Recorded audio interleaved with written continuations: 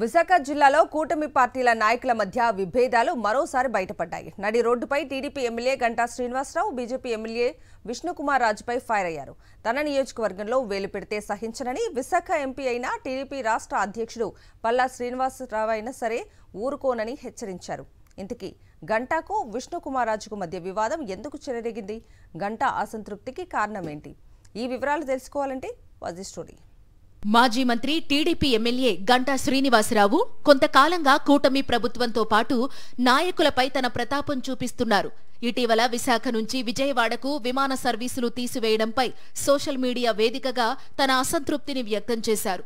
అది మరొక ముందే ఇప్పుడు బీజేపీ ఎమ్మెల్యే విష్ణుకుమార్ రాజుపై ఫైర్ అయ్యారు. ఇంతకీ విషయం ఏంటని ఆరా తీస్తే విశాఖ ఫిలిం నగర్ కల్చరల్ సెంటర్కు గత ప్రభుత్వం 5 ఎకరాల భూమి కేటాయించింది. దీనిపై పలు వివాదాలు ఉండడంతో లీజు అగ్రిమెంట్ను కుదుర్చుకోలేదు.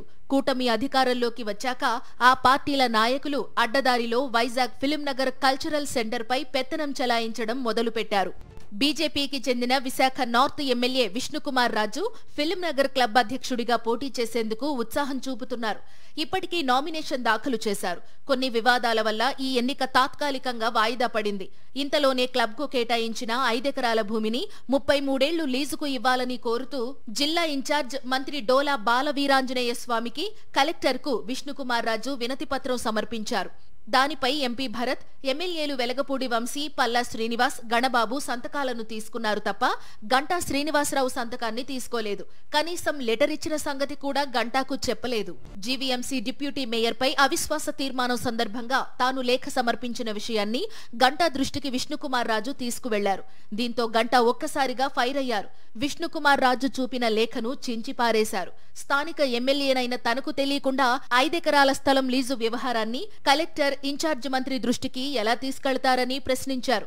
మనం ప్రతిపక్షంలో ఉన్నప్పుడు ఏం చేసినా చెల్లుతుందని, కూటమిగా అధికారంలో ఉన్నప్పుడు బాధ్యతగా మెలగాలని హితవు పలికారు. ఇకపై తనకు తెలియకుండా తన నియోజకవర్గంలో వేలు పెడితే సహించేది లేదని స్పష్టం చేశారు.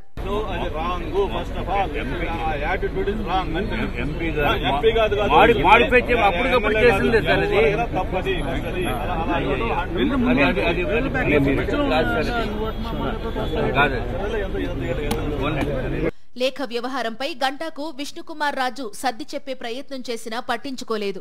ఎంపీ చెప్పిన తరువాతే లెటర్ డ్రాఫ్ట్ చేసి కలెక్టర్కు పంపామన్నా వినలేదు. అసలు మీ యాటిట్యూడ్ తప్పు, నాకు తెలియకుండా నా సంతకం లేకుండా ఆ లెటర్ని ఎలా ఇస్తారు అంటూ నిలదీశారు. ఈ పరిణామంతో కూటమి నేతల మధ్య ఉన్న విభేదాలు బయటపడి అక్కడున్న వారంతా ఆశ్చర్యపోయారు. అధికారంలోకి వచ్చి ఏడాది పూర్తి కాకముందే ఇలా రోడ్డున పడడంతో ముక్కున వేలేసుకుంటున్నారు. ఇప్పుడే ఇలా ఉంటే మరో 4 ఏళ్ల పాటు వీరి మధ్య విభేదాలు ఏ స్థాయిలో ఉంటాయోనన్న అనుమానం వ్యక్తం చేస్తున్నారు.